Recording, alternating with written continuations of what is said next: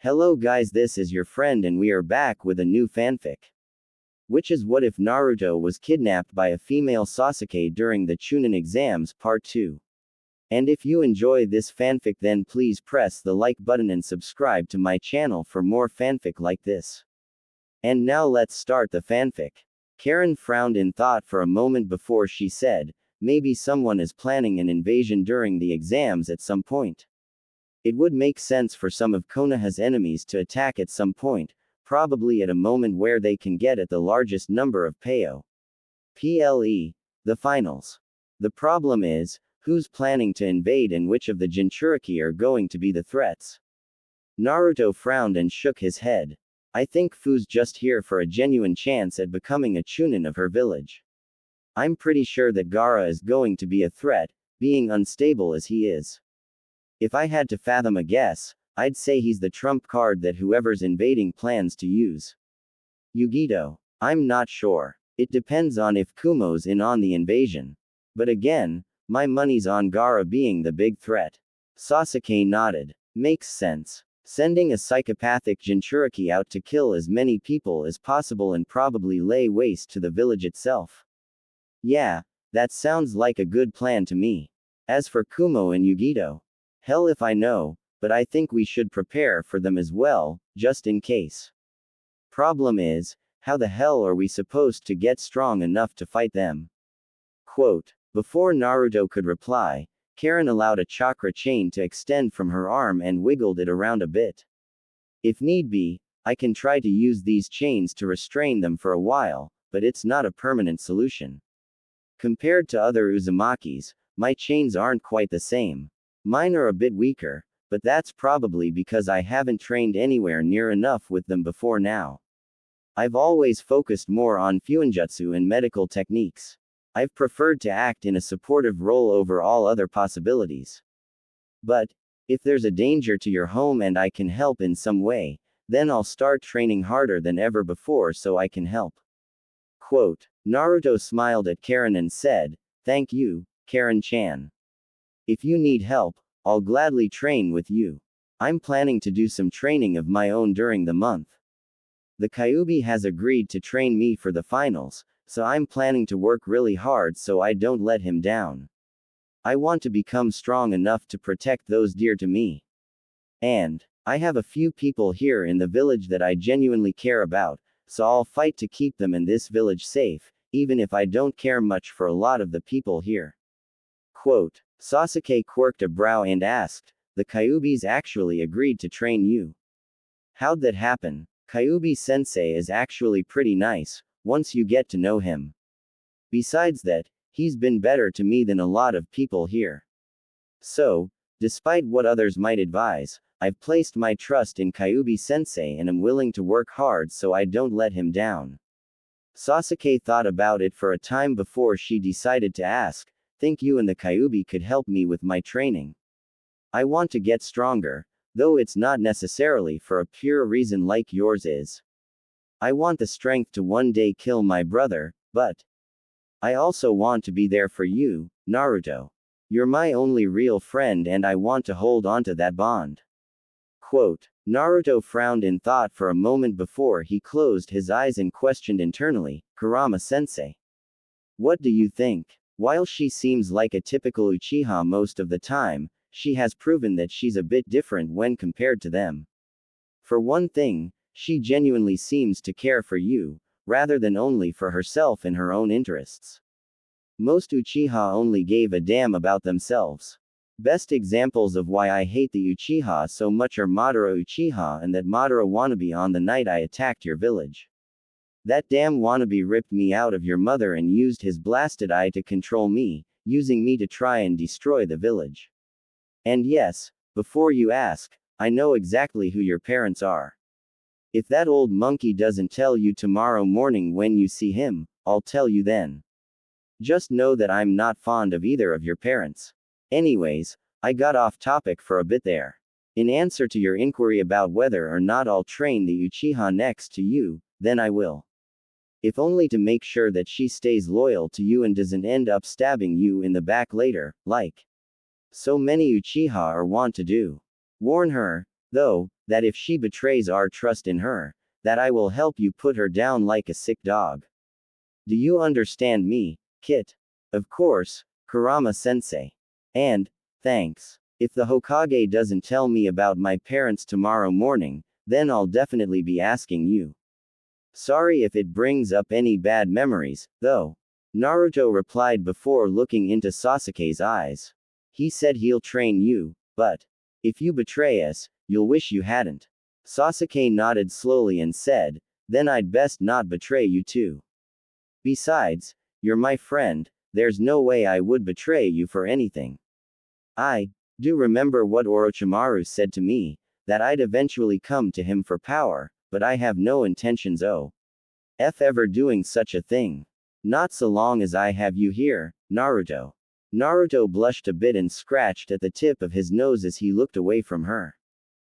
Thanks, Sasuke. I appreciate that, and sorry if I've ever come across to you as a pain in the or something. I'll say it now that I've always been kind of envious of you, but I never hated you or anything like that. Frowning a bit, Sasuke shook her head and said, it's fine, Naruto. Yes, you could be a little annoying at times, but I was actually kind of envious of you too. You were so outgoing and everything, and I just couldn't help but want to be more open, like you were. I understand that you were wearing a mask, but still. Hey, first time anyone said something like that to me before. Sounds like we're pretty good for one another, huh? Naruto questioned, chuckling a bit afterwards. Sasuke found herself blushing at that and quickly looked away. Why yeah, I guess we are, aren't we? Karen found herself smirking at this as she said, you're going to make me feel jealous, flirting the way you are. Naruto blinked in confusion and asked, huh? Who's flirting? Quote, Sasuke, on the other hand, blushed deeper and shouted out, we're not flirting. Besides, we're both guys. No thank you. Karen smirked wider as she looked Sasuke over. Nope. From where I'm sitting, you're a bona fide woman, Sasuke. So I say you're flirting. The 14-year-old Uchiha looked herself over before crying comically. Right. I forgot. Damn it. Naruto still looked confused for a time until what he had said earlier fully registered in his brain. Once he understood the implications of what he was saying, he began to blush and found it very hard to look at either girl. Upon seeing this, Karen giggled and said, see. You were totally flirting. Sasuke and Naruto released heavy sighs and hung their heads, as they couldn't think of anything to say in response to that. So, with no words being said, they went about eating their ramen until they had finished. When Sasuke reached for her wallet, Naruto shook his head. I've got it. I eat here all the time, so I don't mind paying for your meal too, Sasuke. Same for you, Karen-chan. Sasuke smiled at her friend and nodded her head in acceptance of this. Thanks, Naruto. I'll see you tomorrow, okay? Naruto nodded and offered his friend a smile. Of course. Good night, Sasuke. Karen decided to tease them again. You can call her Sasuke-chan, you know. No, he can't. Sasuke exclaimed, a bright blush forming on her face again. I'm just going to go. Good night. As Sasuke ran off, a bright blush on her face, Naruto and Karen couldn't help but chuckle a bit. You really shouldn't tease us so much, Karen-chan. Yeah, Sasuke's hot now, but still. There you go calling her hot again. I'm surprised you two haven't kissed yet. Karen teased mercilessly. Naruto blushed again and looked away, unable to face his clanmate right now. It's not like that between us. Before Sasuke was turned into a girl, we were kinda close, but now it's kind of awkward. It's certainly a different experience compared to anything else I've been through before. Quote, imagine how it must feel for Sasuke. Poor guy went from being a boy to a girl pretty much instantly.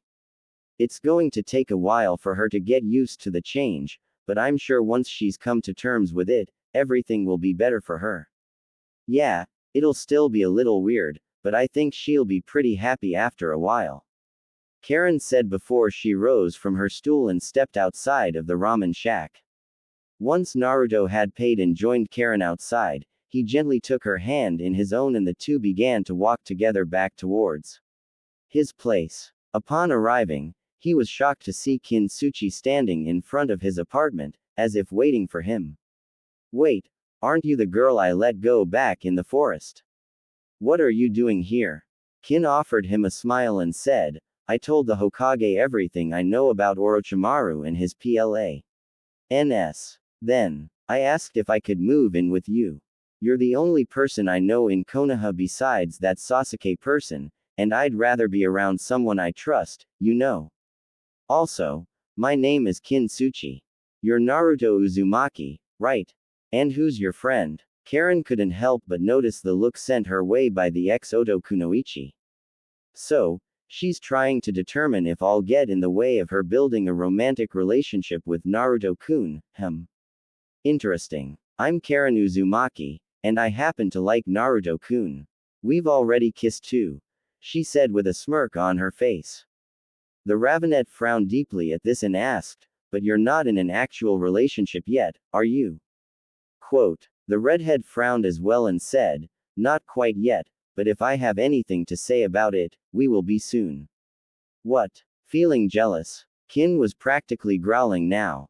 You'll be the jealous one when I snatch him up for myself, she said before walking up to Naruto and wrapping her arms around his free arm, bringing his arms snugly between her. I saw him first, after all. Naruto, upon realizing that he was stuck in the middle of a territorial dispute between two beauties, couldn't help but blush deeply to himself while an awkward smile formed on his face. Ladies, calm down, please. Karen glared at Naruto for a moment before returning her gaze to Kin. Maybe so, but, as I said, I've had his first kiss.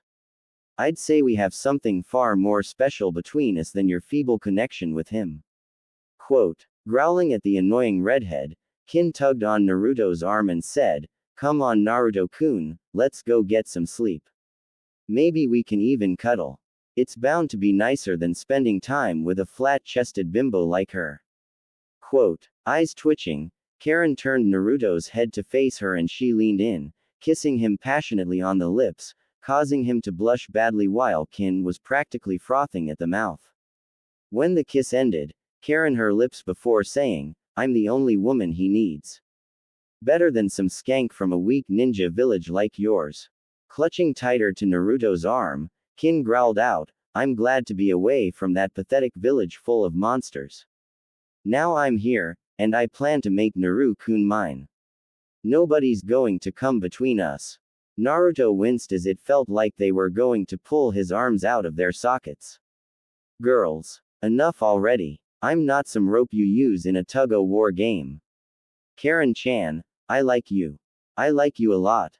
But at the same time, I want to get to know Kin-chan as well. I want you both to get along, okay? Anyways, I'm kind of tired, so can we all just go in and get some sleep? I'll let you girls have the bed. I'll sleep on the couch. Okay. Both girls looked at each other before nodding in agreement over something. If we're all going to sleep together in the same apartment, then we'll just have to share the bed, all three of us. We're going to cuddle and that'll be that. No arguments, Kin said. Naruto sighed, but acquiesced to their request in the end. And so, together, they ventured into Naruto's bedroom where the girls quickly stripped down to their unmentionables, leaving Naruto a blushing, stuttering mess. When they ordered him to strip as well, he was nervous to comply, but he eventually stripped down to just his boxers and climbed into bed, the girls lying on either side of him, both clinging to his arms and pressing themselves against him in such a way that he was having a hard time keeping Acerta in part of his anatomy down. I'm not sure whether I love my life right now or hate it. The next morning. As Naruto awoke the next morning, he could immediately feel a few somethings brushing up against his morning wood. A deep blush quickly found its way onto his face as he tried to figure out some plan to get out of this awkward situation before anything strange could happen. Sadly, before he could so much as move an inch, both of the teenage beauties beside him began to stir awake, their hands brushing against high rock hard erection. Upon realizing what they were touching, Both young women blushed and quickly backed away from Naruto. Sorry Naruto-kun, Kin exclaimed, sounding pretty embarrassed. He's pretty big. Makes me wonder how good he is with it. She thought with a perverse giggle. Karen was having similar thoughts and was giggling as well. Looks like someone's happy to see us, she teased. Naruto covered his face with his hands and let out a deep groan. Please, don't tease me. Just let me get showered and dressed so we can be on our way to see the Hokage. I'd like to get that stupid meeting out of the way, he said, trying not to look at the two scantily clad women. Kin smirked as she looked at him, but she decided to spare him some misery, if you could even call it that.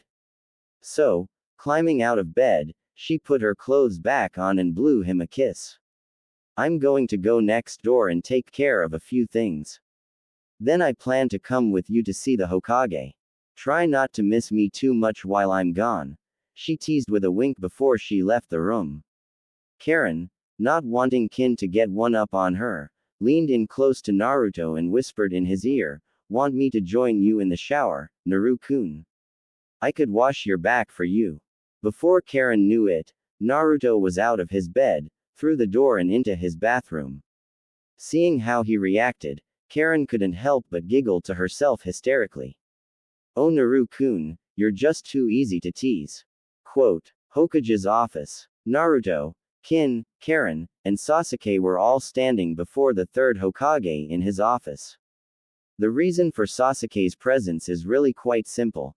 She had been on her way to Naruto's apartment so they could train together when she came across Naruto with two lovely ladies on his AR.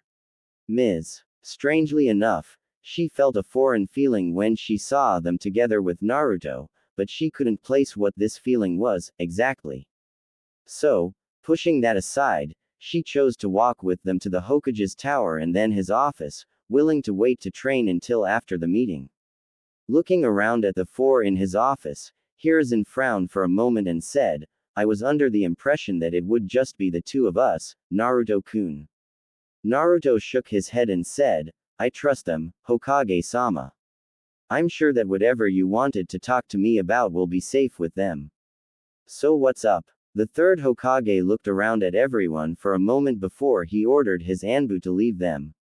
Afterwards, he activated a silencing seal to keep those outside from hearing what they were about to discuss. Very well, Naruto-kun. As you no doubt know by now, you are a member of the Uzumaki clan, one of the very last in existence. So I'll talk to you about them first, and then I'll get into the meat of the conversation afterwards. Quote, seeing Naruto and the others remaining silent, Hiruzen nodded his head in thanks before he began. Naruto-kun, the Uzumaki clan were highly recognizable by their signature red hair. Almost all Uzumaki had red hair and, well, the majority of them were quite, feisty, let's say.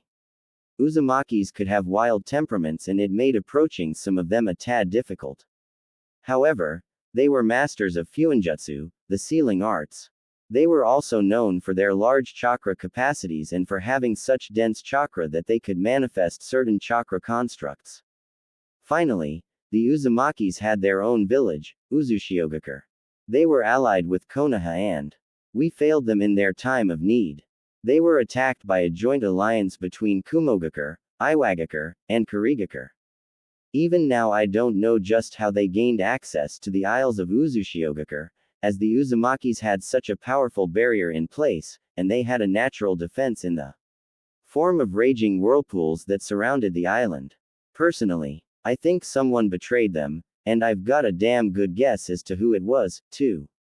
If I had proof, I'd nail the son of a bitch right now for everything he's done, but he's so good at covering his tracks, it's ridiculous. Quote, Naruto frowned at this and asked, who do you think it was that sold out my clan? And why weren't we taught about the Uzumaki clan in class? Why did I have to wait to find out until I met Karen-chan? Quote, Hiruzen sighed and rubbed the bridge of his nose out of a mixture of frustration and tiredness. His name is Danzo Shimura. He's a warhawk and claims he's a patriot of Konoha. He claims to have the best interests of the village in mind and that everything he does is for Konoha. Problem is, everything he does only benefits himself. He's a greedy, evil son of a bitch, and he's done nothing but cause problems not just for me, but for the village as a whole. If he had his way, we'd always be at war until either our village was destroyed, or every other village finally submitted to us and accepted us as the superior village. Suffice it to say, Danzo is not a good guy. As for why you didn't learn about the Uzumaki clan in the academy curriculum, the answer to that is quite simple. And highly disappointing. Danzo, Homura, and Kaharu helped pass a motion to wipe our affiliation with Uzushio from the records. They made sure that the Uzumakis would never be remembered in our village, and yet everyone still wears their symbol on their flak jackets. This decision of theirs only cements the possibility of Danzo being involved in Uzushio's downfall. Naruto scowled at this and said, "If you don't manage to get any evidence on him soon, then I might as well just kill him before he can cause any more harm." I'm not pleased to hear this, Hokage-sama. Hiruzen sighed and nodded his head sadly. I understand, Naruto-kun. However, I have more to tell you. I know I should have told you this information a long time ago, but, sighing again, he closed his eyes and said, Naruto-kun. Your parents were Minato Namikaze and Kushina Uzumaki. And yes, that Minato. Naruto's eyes went wide as he immediately looked at the fourth Hokage's portrait hanging on the wall nearby. My own father sealed the Kyuubi into me. He cursed me to this life of utter hell. Why? The third sighed and shook his head sadly. Naruto-kun, I can't begin to explain the reason behind Minato's decision. I'm not him, and I cannot understand the way he thinks. Or rather, thought. However, I am quite positive that your mother would never have wanted to seal the Kyuubi within you. She's the type of person that would rather have taken the beast with her to the grave. I'm pretty sure Minato convinced her somehow that sealing the Kyuubi within you was the best thing they could do at the time. I know he would have preferred for the village to see you as a hero, but I'm sad to say, your father was a naive fool sometimes and placed far too much faith in the villagers. Sighing again, Hiruzen looked up at the ceiling and said, unfortunately, only an Uzumaki can safely contain the Kyuubi. And you were the only healthy Uzumaki in the village at the time. Your mother was dying after the Kyuubi escaped its seal. I highly suspect that there was foul play involved and someone found where they were hiding out while Kushina gave birth to you. Whoever it was must have done something and extracted the Kyuubi from your mother. I don't know why anyone would do such a thing, or who would have such a vendetta against Konoha that they'd unleash that beast on our village, but whatever the case, what's done is done. What I really want you to hold on to when you think about them is that those two loved you very much. They were so excited to give birth to you. They were positively giddy at the thought of raising you and being a happy family. I wish they could have been here to do just that. But they aren't. All because of the events of that night. Quote, Naruto remained silent for a while, just trying to process everything he had just learned. Before he could utter a word, however, Sasuke spoke up. So why are you only just now telling Naruto about his parents? Shouldn't this conversation have taken place ages ago? The whiskered youth looked Hiruzen in the eyes, waiting to hear his answer to that question. In truth, I didn't feel Naruto-kun was ready to hear such information. I worried that he might go shouting it from the rooftops that he's the son of the fourth. Can you imagine the shitstorm that would have followed such a declaration? No, I decided to keep such information to myself, waiting for the day that Naruto-kun would be ready for such information. Quote, did you really have such little faith in me, Hokage-sama? Naruto bit out harshly. I've never been stupid. I wouldn't have gone around screaming that to the people of the village. They'd claim I was lying and probably beat me worse than usual for daring to spit out such a lie. And before you say anything, that act of idiocy and smiling all the time. That was my mask. I'm a lot smarter than I've let on, and it bothers me that you couldn't see past that. You should have told me that my parents loved me, at the very least. Quote, Hiruzen frowned at hearing this and asked, "How come you never confided all of this in me, Naruto-kun? If you had just been honest with me." Naruto scoffed at this and asked, "Like you've been honest with me." "I'm sorry, Hokage-sama, but I knew you were lying to my face every single time I asked about my parents. On top of that, you lied about why the people hated me so much. You claimed not to know, when you knew very well what was going on. How could I trust you? You claim to have had my best interests in mind, but you clearly didn't." The third Hokage sighed and shook his head. "Regardless," he said, trying to change the topic, "what's done is done. I was going to tell you that I believe it's time you received your inheritance from your parents. This includes their home in the clan district. I'll escort you there now so you know where it is and can get moved in.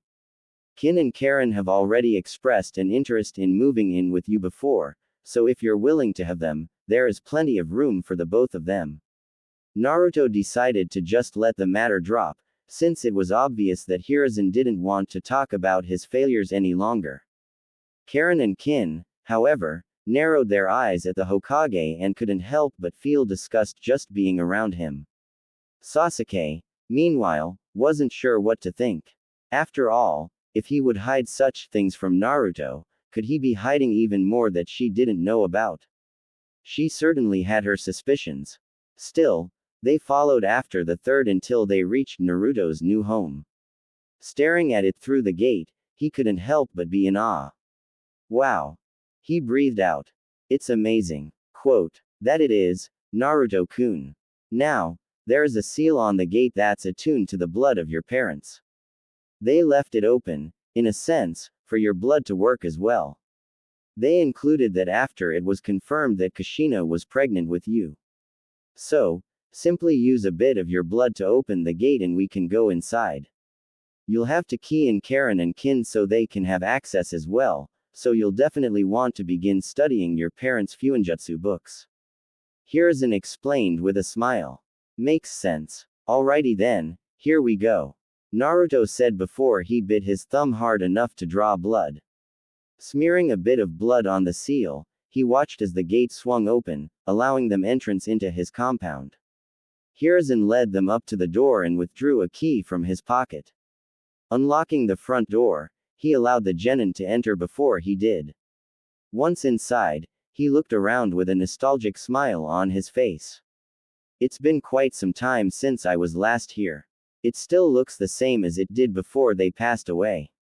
Karen looked around and said, "It looks like seals are in place to prevent dust from accumulating and to withstand the passage of time. Pretty impressive work. I wonder though, which of them designed these seals?" The Hokage chuckled a bit and said, "They both did.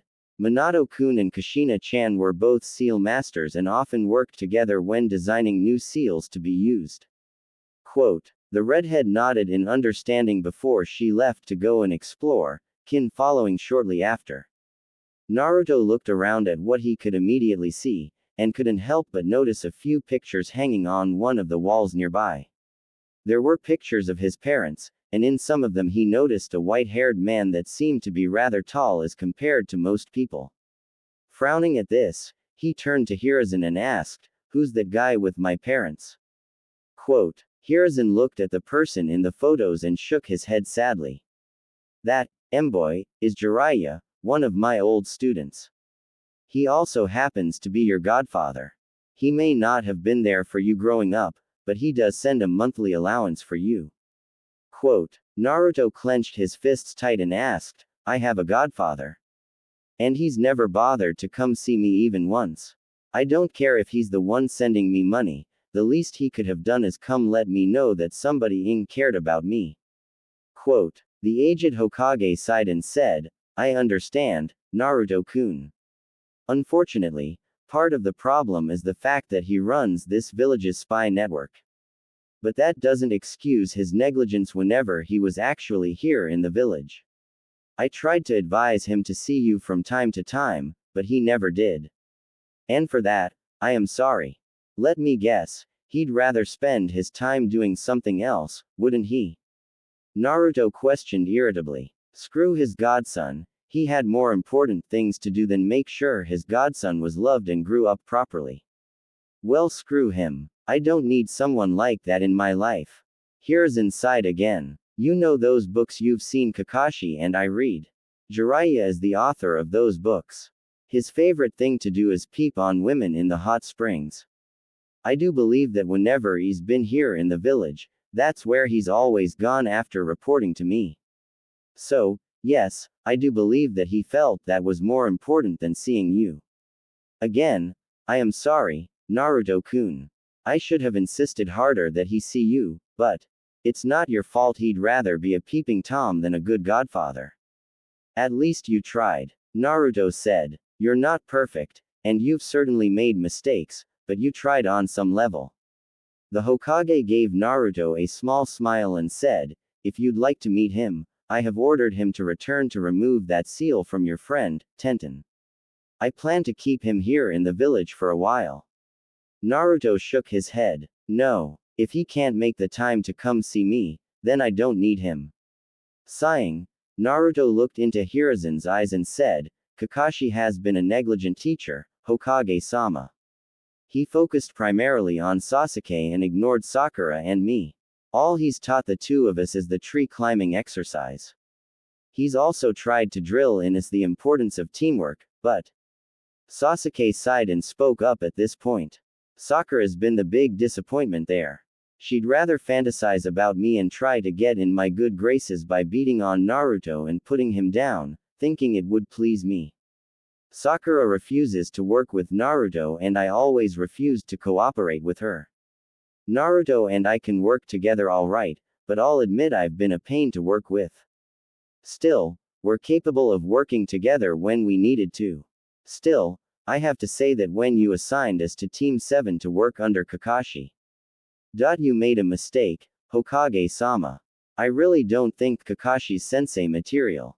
He just doesn't care. Is he now? I expected him to take training the three of you far more seriously, but if you truly feel that he's failed you as a sensei, then, sighing, Hiruzen rubbed the bridge of his nose. A moment. I truly thought he would be good for you. And I thought the three of you would become a great team, but taking a moment to think on it, Hiruzen shook his head and said, I'll have a talk with Kakashi. I'd very much like to see how he justifies his negligence as a sensei. I'm disappointed that he hasn't done anything to snap Sakura out of her fangirl tendencies. She's turned out to be one big disappointment. So has Ino Yamanaka for that matter. I truly believed that she and her teammates would prove to be just as capable as their parents were. But Naruto sighed and shook his head. Yes, she's just as much of a fangirl as Sakura is. I highly doubt she's taken her training all that seriously.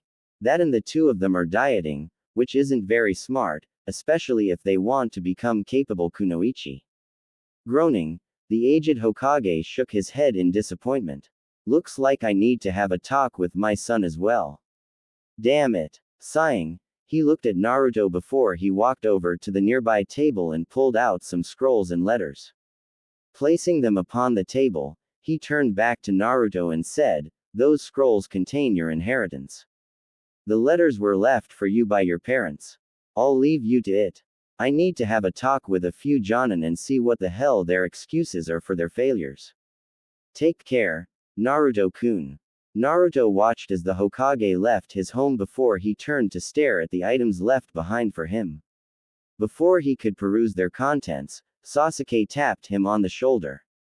Turning to look at her, he saw her fidgeting in place nervously, unable to look him in the eyes. Sasuke, what's up? Building up her nerves, Sasuke looked into Naruto's eyes with a small, barely noticeable blush on her face.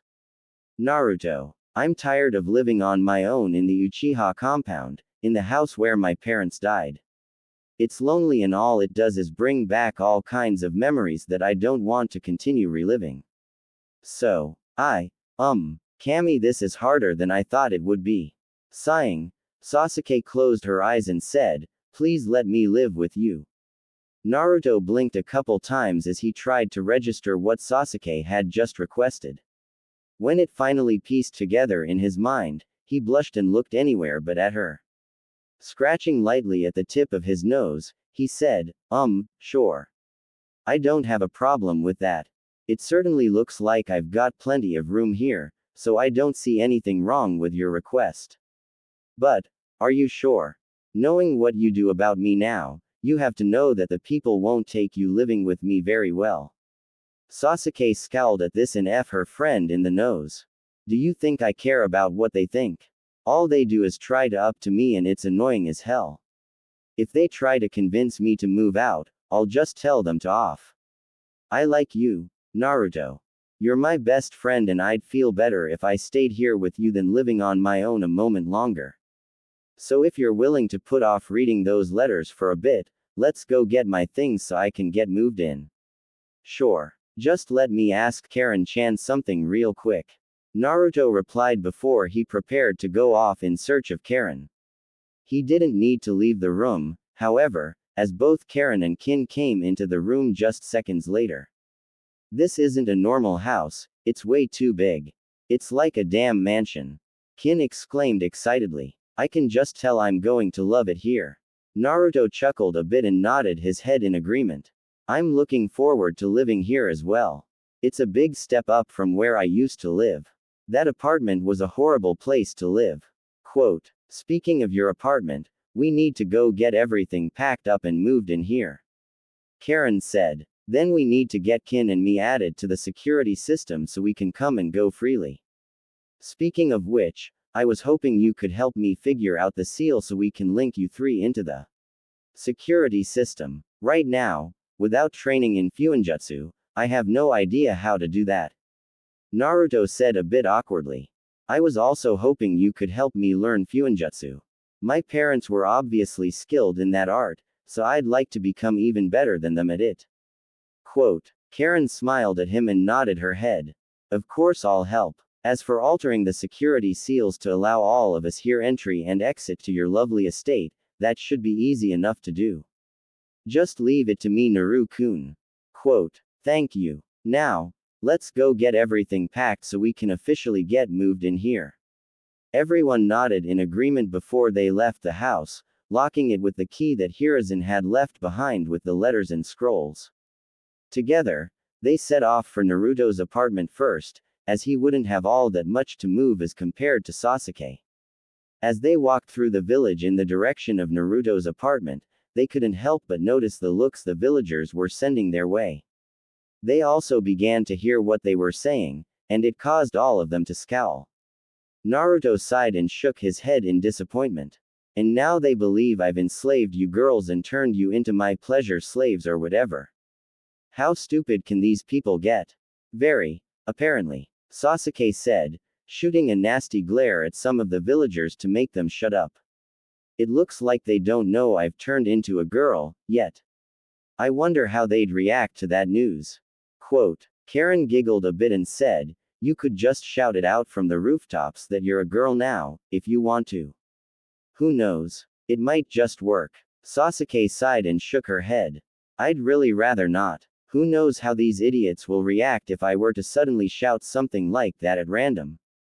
Kin giggled and nodded her head in agreement. Knowing how stupid people can be, they'd probably be in denial and claim you were slandering Sasuke's good name. Unless it's thrust right in their faces by the people in charge, they'll never believe you've turned into a girl. The young Uchiha sighed and shook her head. I'll never understand how people can be that damn stupid. Quote, they just are. Let's hurry up and go get our things packed so we can move into my new home together. I don't want to deal with any of their bullshit today. Naruto said as he quickened his pace, leaving the others to hurry after him. They really bother you sometimes, don't they, Naruto-kun? Kin questioned, sounding fairly upset. Naruto shut his eyes for a moment before saying, sometimes, yes they do. I can usually just brush their crap off, but there are times where it just gets to me. Know what I mean? I've never personally experienced something like that, but I'd like to say I understand. I am sorry you've had to deal with all of this before. Karen said as she hugged onto one of his arms, holding it snugly between her budding.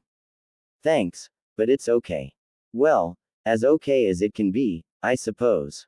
Naruto said with a shrug. We should hurry up though. I'd like to see what my parents left for me, and I'm also looking forward to getting some training in. And with that, everyone nodded in agreement before they hurried off towards Naruto's apartment. The next day, a large, white-haired man with a horned headband with the kanji for oil on it, was currently standing in the Hokage's office, looking at Tenten curiously. His sensei, Hiruzen Sarutobi, had explained the situation to him, and the more he looked at the seal hidden under Tenten's hair, the more his scowl deepened. Tenten, I'm going to need you to sit perfectly still. In order to remove this seal on your head, I need to inscribe seals on your face and chest.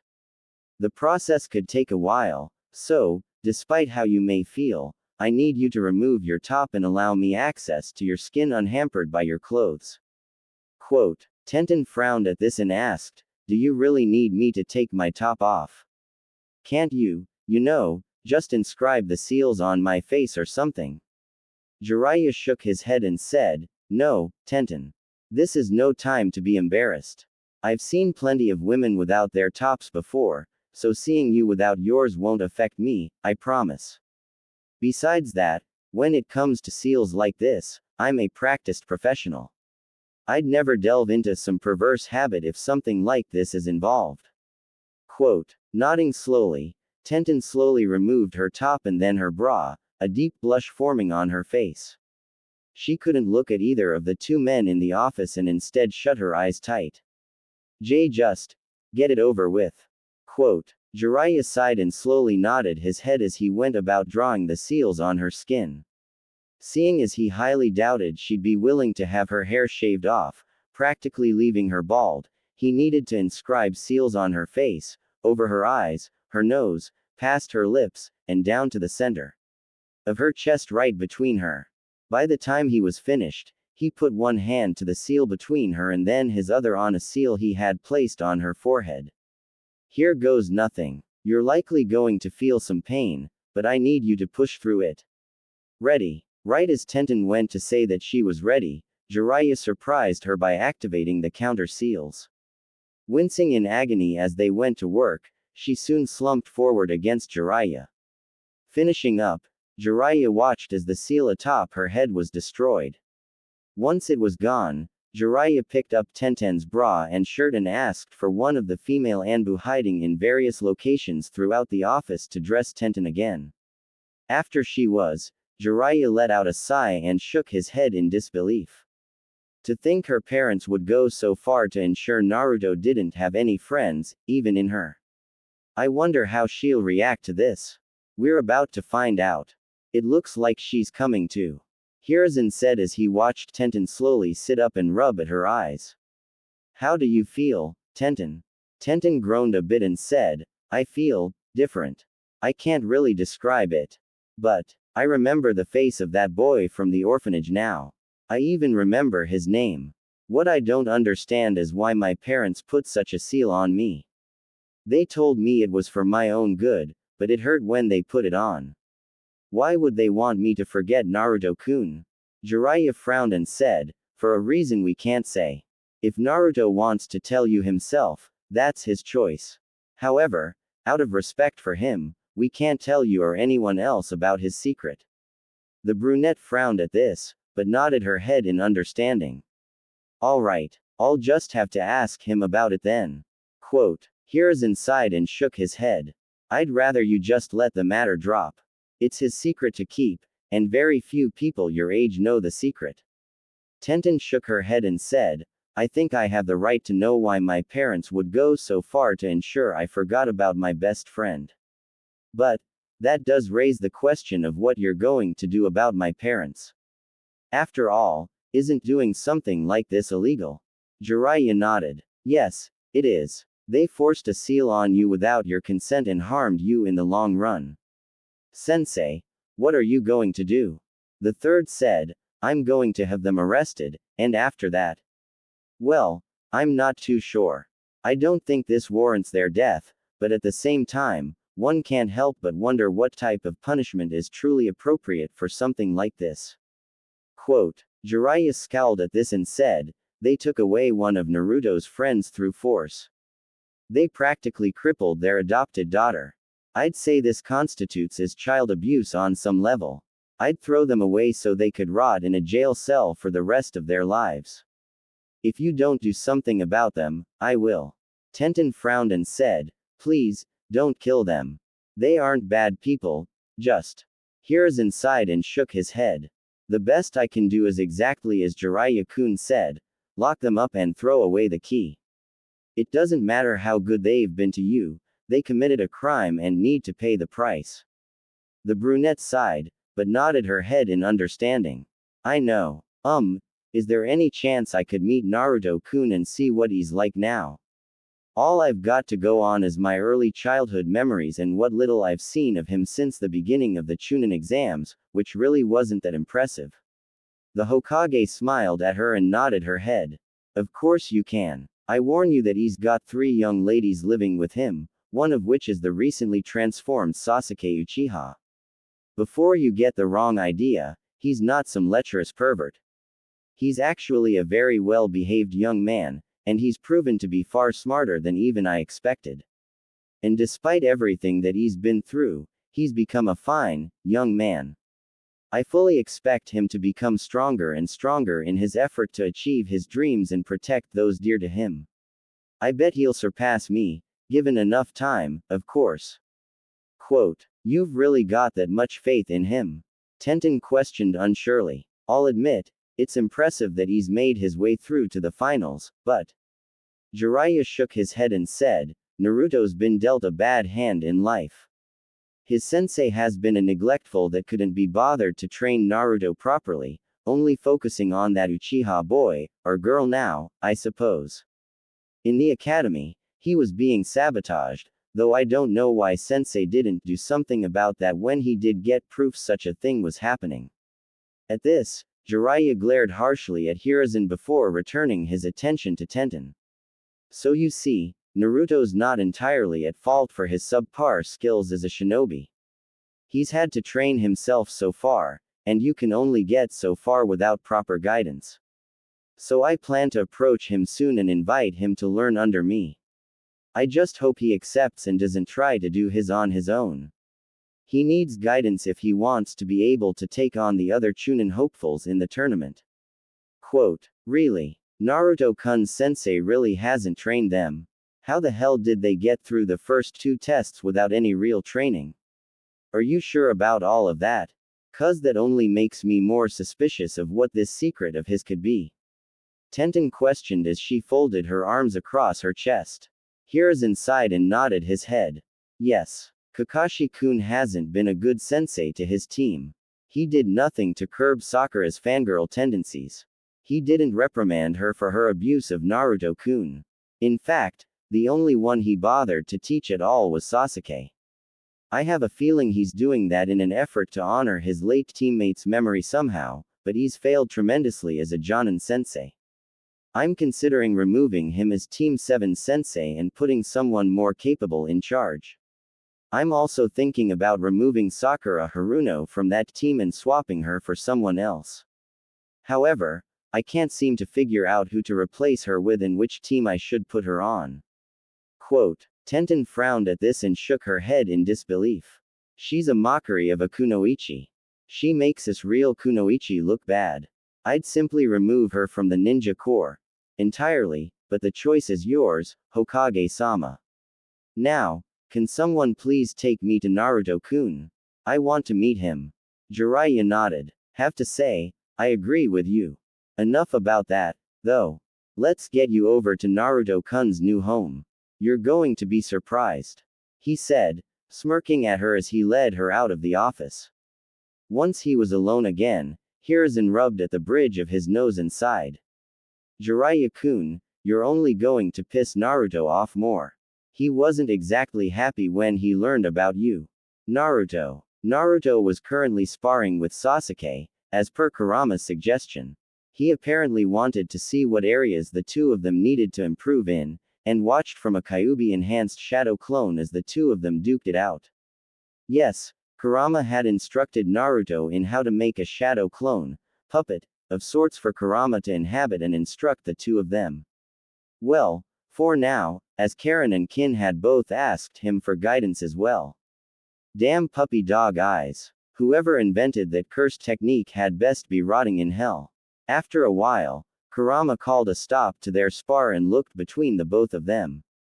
Alright, I do believe I've seen enough, at least in the form of taijutsu.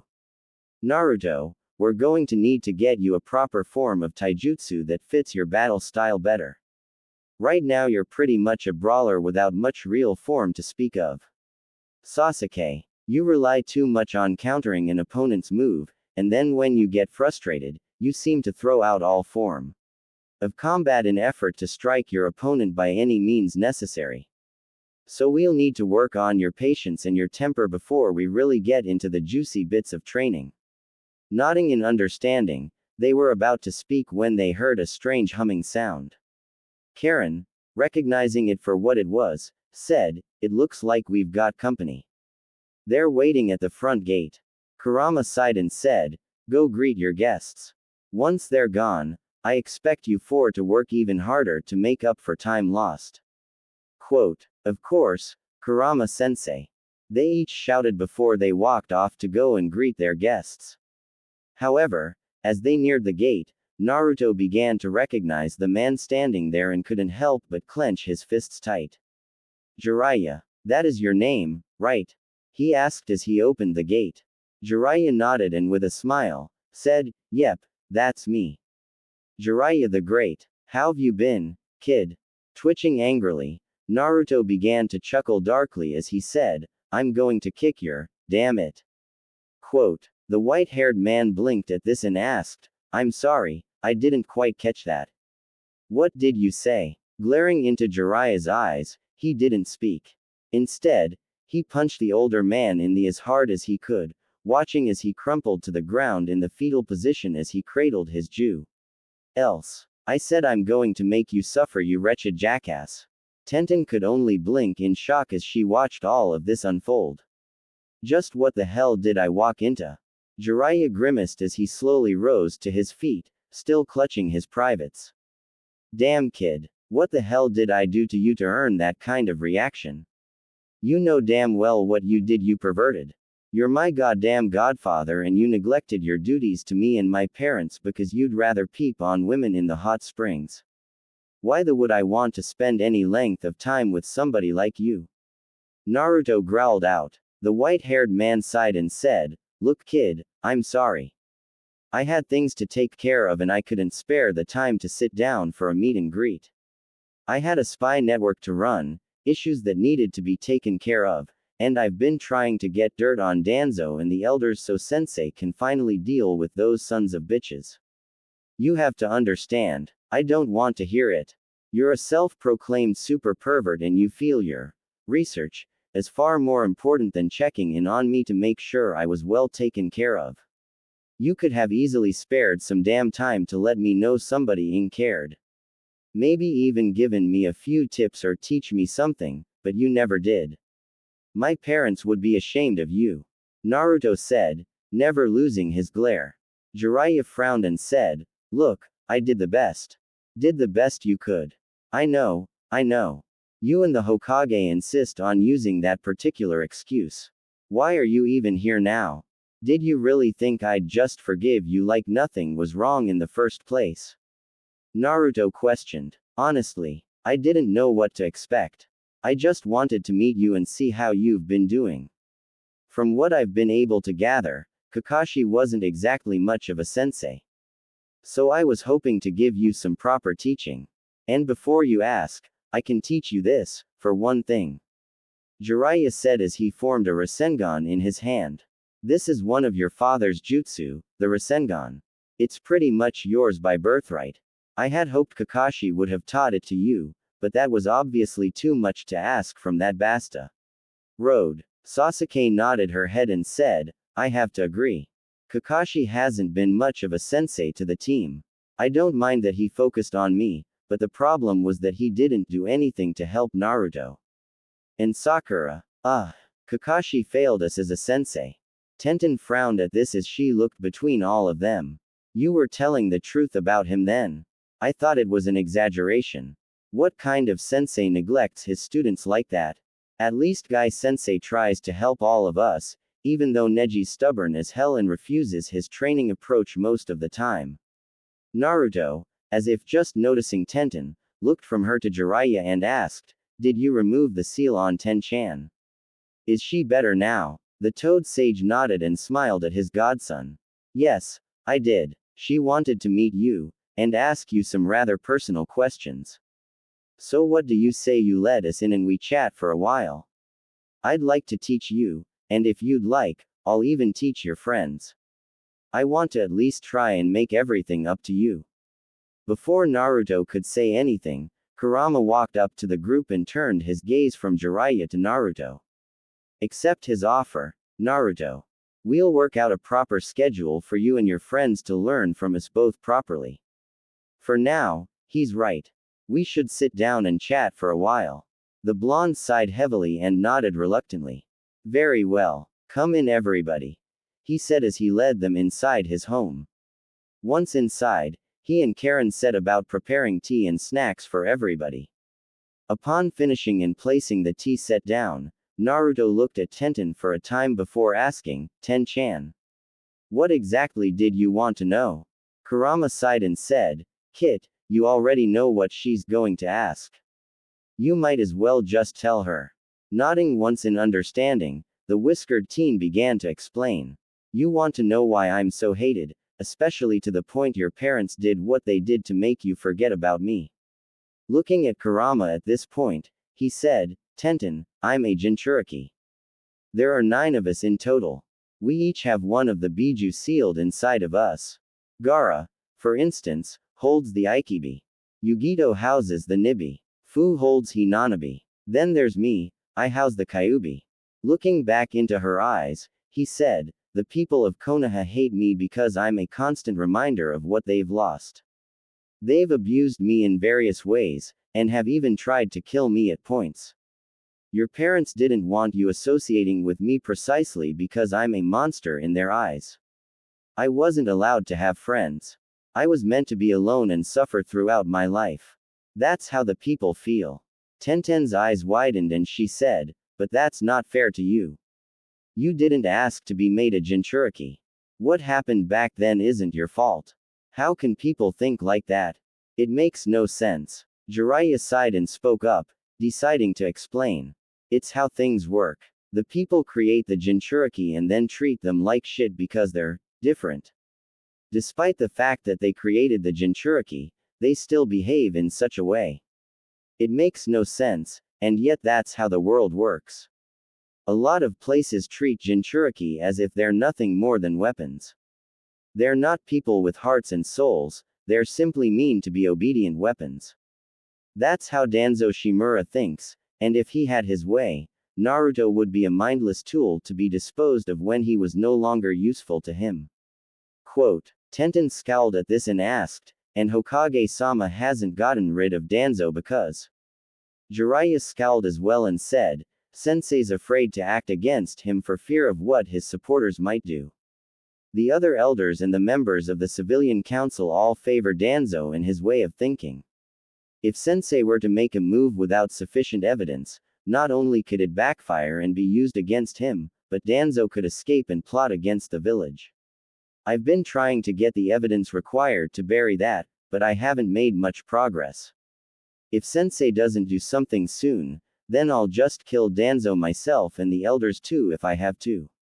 I refuse to let them harm my godson any further." Quote. "I'd do it if I felt I was strong enough," Tenten said, clenching her fists angrily.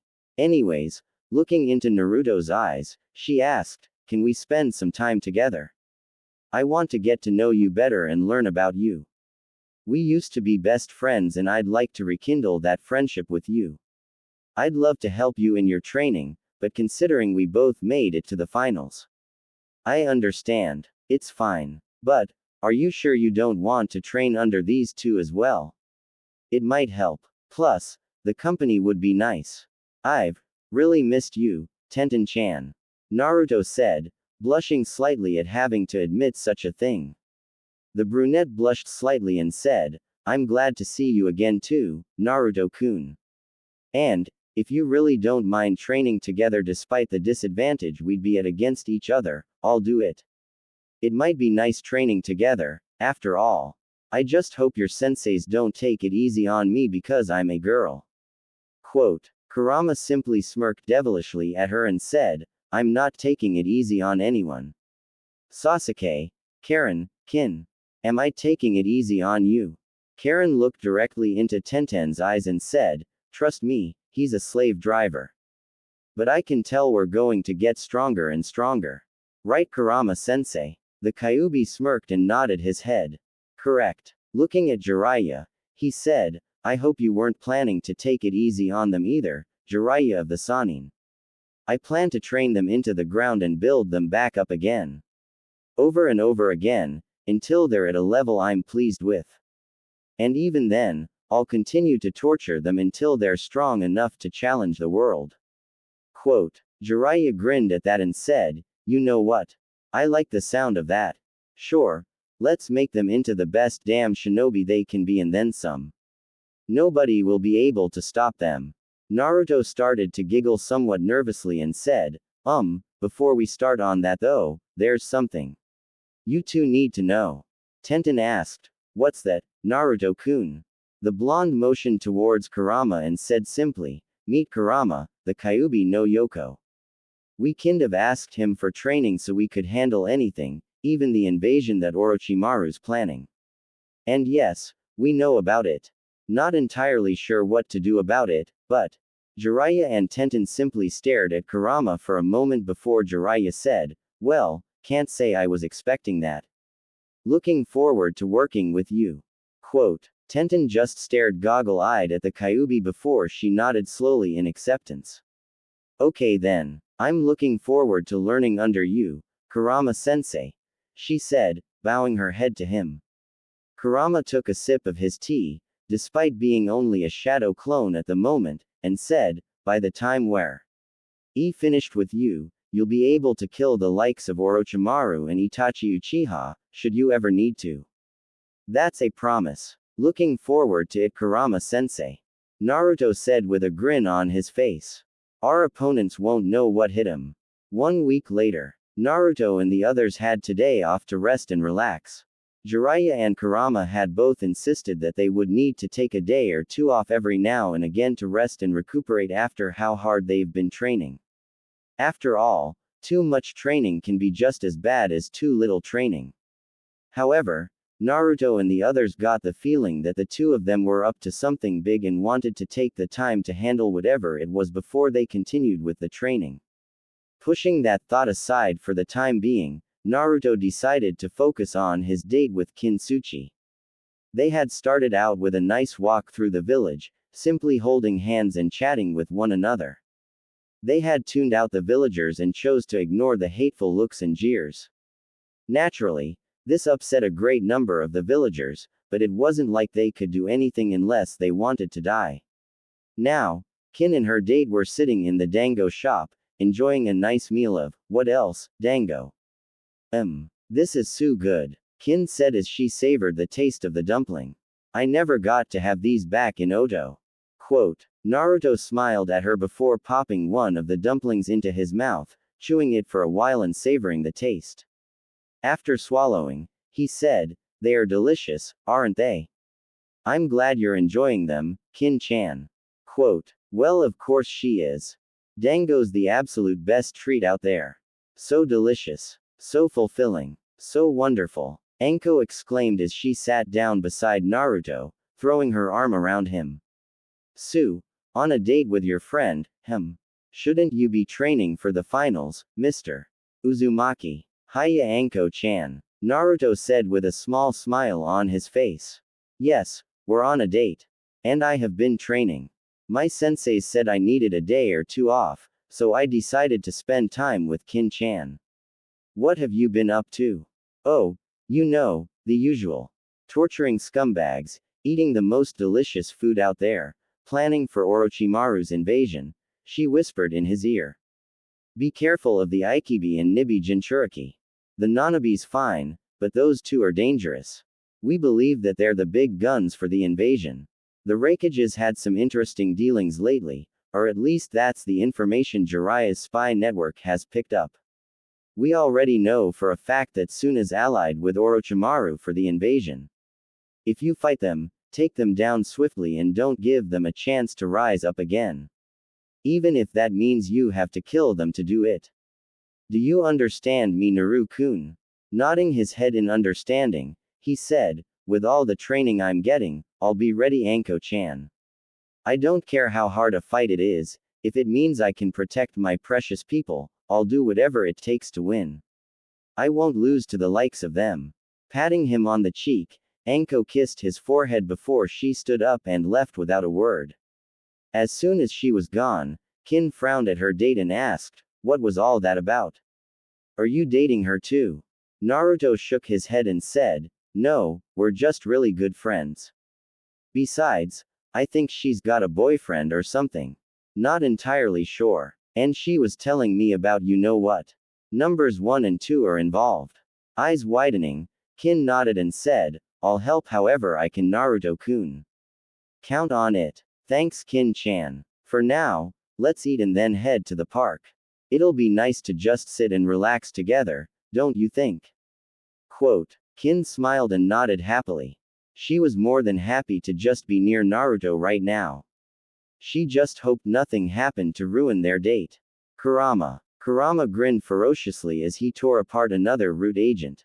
He and Jiraiya had infiltrated Danzo's lair and were systematically destroying his root forces and taking everything of interest, such as evidence showing just what kinds of monstrous things he had been up to. At the moment, he and Jiraiya could both sense Danzo and 3 of his agents up ahead. Why the old war hawk wasn't trying to escape confused and worried them. Knowing him, he was confident that whatever trick he had up his sleeve would do the trick in eliminating them. Tearing apart one last root agent, Kurama motioned for Jiraiya to wait.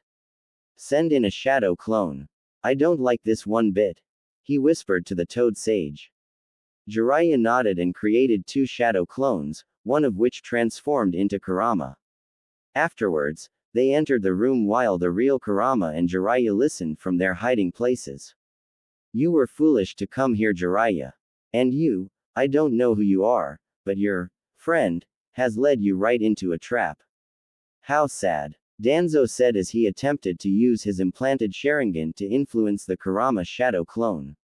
When it didn't work, he blinked a couple of times and asked, what sorcery is this? Nobody can resist the power of Koto Amatsukami. Just what the hell are you? It was at this point that the shadow clones moved. Jiraiya's went after the youngest one, a boy named Sai. Meanwhile, the Kurama clone assaulted both of Danzo's bodyguards, Fuyamanaka and Torunabarame. While Sai was taken down easily enough, as he was still young and inexperienced, the Kurama clone was having difficulties battling the duo. Deciding enough was enough, Danzo unveiled his grotesque arm with all the implanted Sharingan. I don't know who you are or how you two found this place, but you'll both die here. And with that, he entered the fray. The 2 shadow clones managed to kill Fu, but Torun's blasted insects were proving to be a problem. In fact, it was so bad that both shadow clones were dispelled, unable to fight any longer against the overwhelming assault. As soon as they were both gone, Danzo's eyes widened in realization. Shadow clones. Damn it. I wasted it on a damn shadow clone. He exclaimed angrily. It was at this moment that Jiraiya and Kurama slipped into the room, unnoticed by the duo. Kurama quickly decapitated Torun, not even giving him a chance to continue attacking with those blasted bugs of his. Meanwhile, Jiraiya had engaged Danzo in combat, dodging his wind-based jutsu, hitting Danzo where it hurt, and even snapping the man's neck. However, when he appeared a moment later behind Kurama, Jiraiya narrowed his eyes in suspicion. After a moment, it dawned on him. It's those blasted Sharingan in his arm. We need to either remove the arm or destroy those eyes. Kurama nodded before blocking an attack from behind. Afterwards, he spun around and slammed a flaming fist into Danzo's face, incinerating his head. When Danzo simply reappeared elsewhere in the room with a smirk on his face, Kurama simply sighed. Staring at him with a bored expression on his face, the Kyuubi clone asked, "Is that it? Is this really all you're capable of, Danzo Shimura? For all your bravado, for all your precious cunning, you're just a one-trick pony. How pathetic." Danzo scowled for a moment and opened his mouth, preparing to go into one long tirade. However, the moment he did, he felt a stinging sensation in his arm. Looking down, he saw a bunch of razor-thin needles protruding from each of the Sharingan in his arm. Scowling angrily at Jiraiya, he realized that he had used that blasted needle Jizo combined with needle hell to attack him while he was distracted. "You will pay for your transgressions against me, the both of you. I am a god. I was meant to rule this world. If I can't have what I want, then I'll simply have to settle for taking you two down with me," he exclaimed as he prepared to activate the seal on his chest. Kurama, seeing this, quickly flashed through hand seals before appearing behind Danzo, slamming his clawed hand into the old man's back. "Destruction Claw," he exclaimed, his vile chakra eating away at Danzo until all that was left was bones and goop on the floor. "Good riddance, you pile of filth." Jiraiya breathed a sigh of relief before he looked around the room they were in. "Let's get what we came here for and then pay a visit to Sensei. It's high time he put the councils and those elders in their place. I'm definitely looking forward to this." Kurama smirked devilishly and said, "It should be entertaining to watch. I'll be sure to bring the popcorn." "Sounds like a plan to me," Jiraiya said with a chuckle.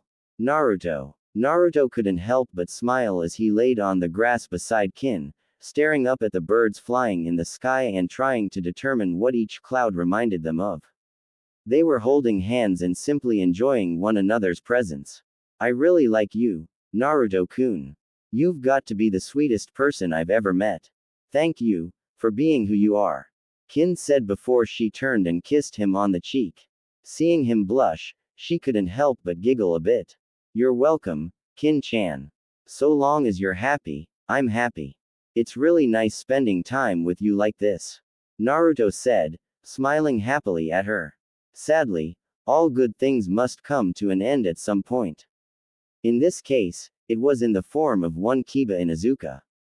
The Inuzuka clansman laughed darkly as he came into their field of vision. "What the hell is this?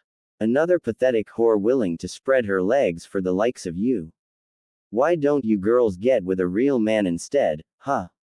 We could go for a hell of a ride. Then again, I don't think I want the idiot's sloppy seconds." Quote. As Kin turned red with rage, Naruto sighed and stood up, looking calmly into Kiba's eyes. "A real man, huh? Wow, so big and tough. Especially for someone who was too afraid to fight his opponent in the prelims. For a supposed real man, you're awfully pathetic. Do tell me, Mudface, which one of us made it through to the finals?" "Oh wait, I remember, it's me. Hey, you know something that I can't help but find amusing, Kiba? The girl you're really after, Hinata-chan.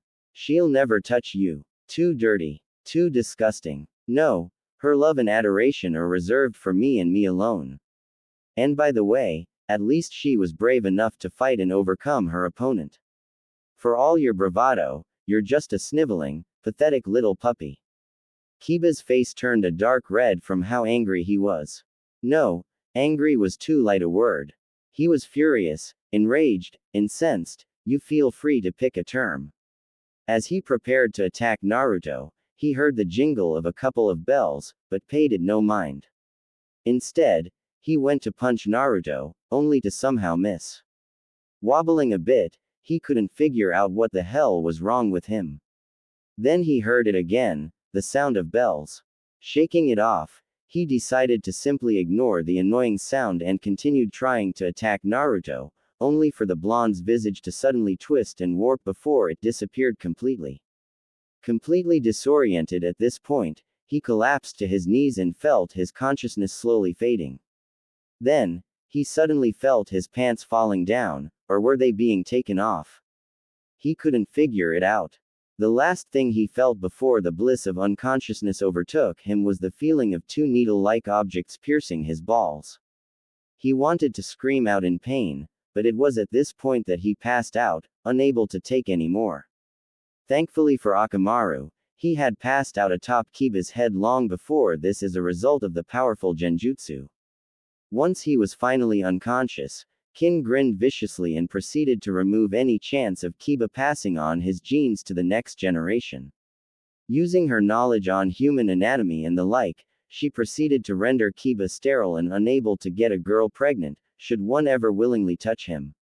Once she had finished, Naruto helped her replace Kiba's pants.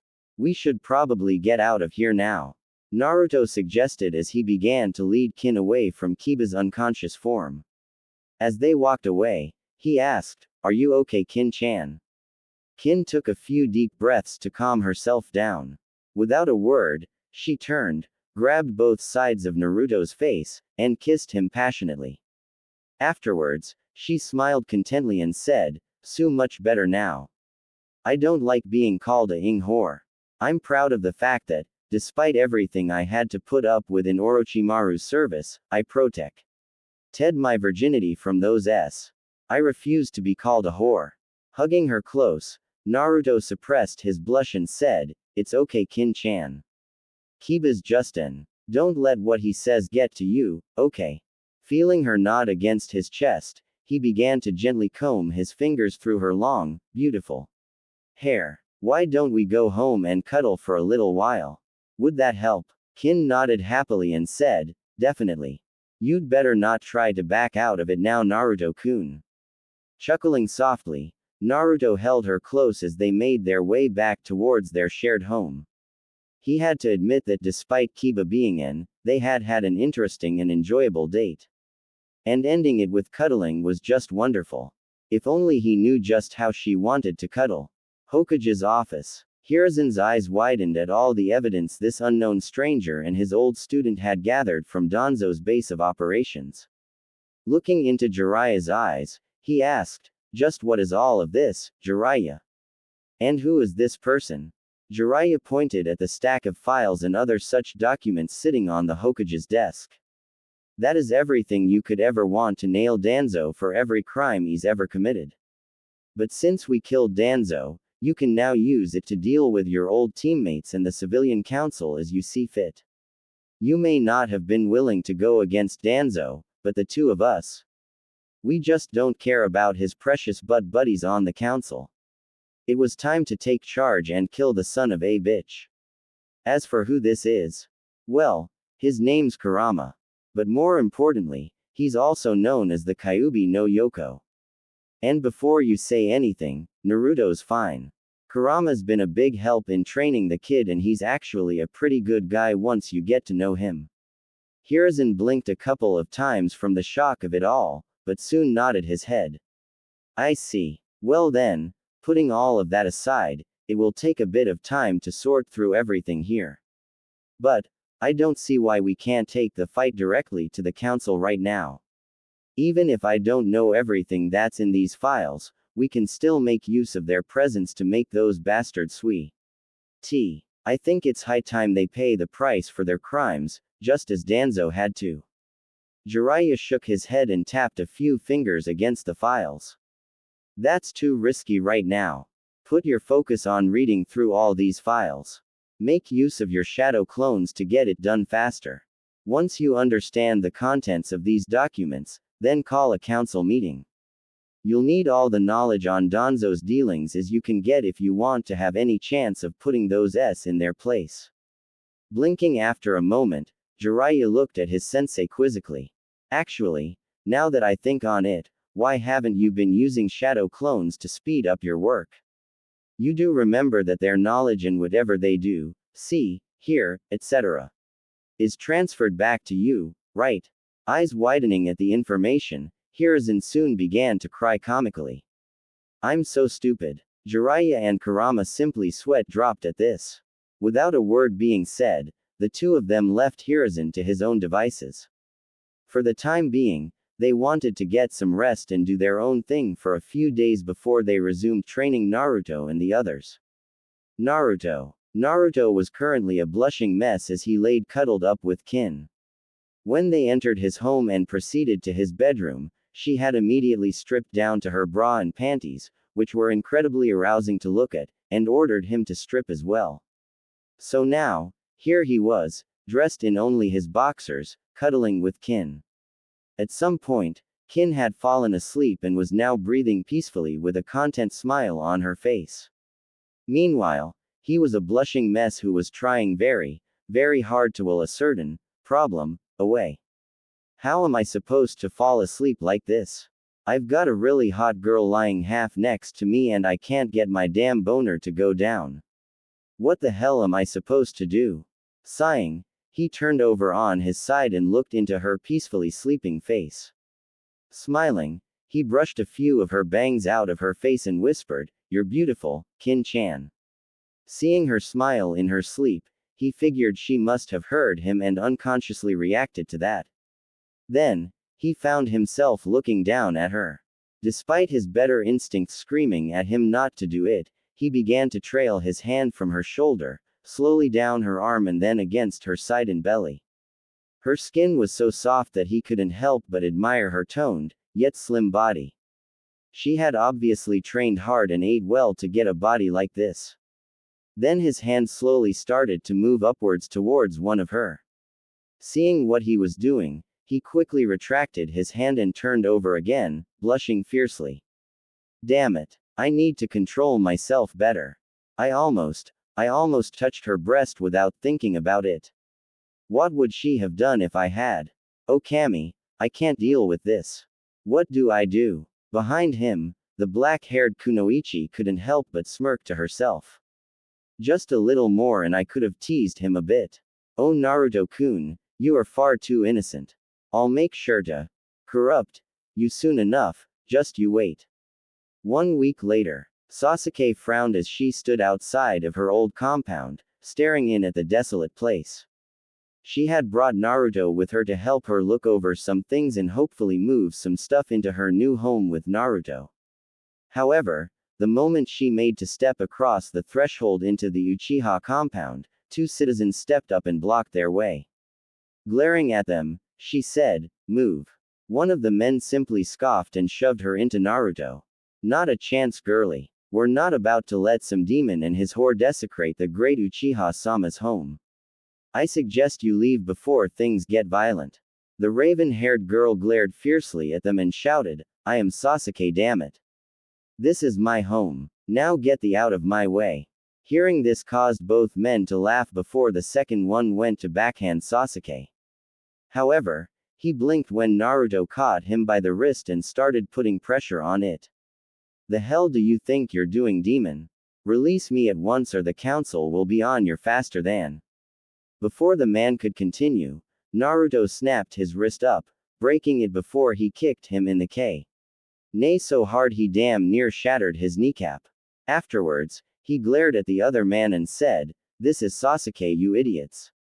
And she told you to get the hell out of her way. Now leave." The first man tried to punch Naruto, only for Sasuke to leap up and kick him in the side of the head, sending him crashing to the ground. Afterwards, she leapt upon him and began to slam her fist into his face over and over again. She would have ended up killing him had it not been for Naruto. Pulling Sasuke away from both men, Naruto looked her in the eyes and asked, "Sasuke, are you okay? I know it's hard, but..." Breathing heavily, Sasuke soon turned and prepared to walk into her compound.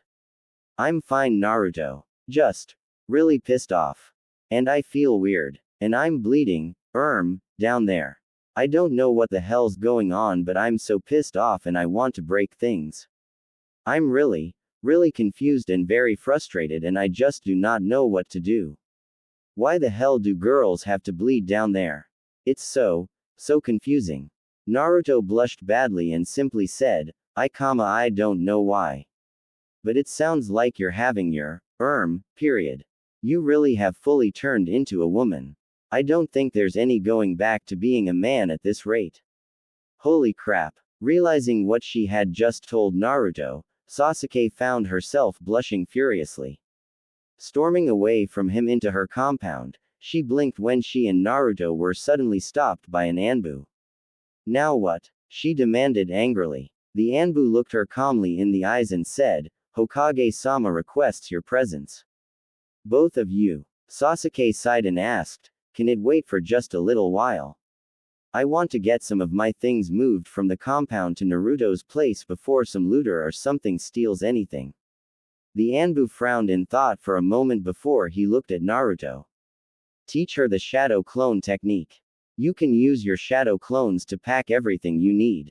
The Hokage cannot be kept waiting for much longer. Quote. Naruto nodded in understanding before he took Sasuke off to the side. Taking the time to explain the jutsu to her, he showed her the hand seal and focused his chakra before creating 3 shadow clones.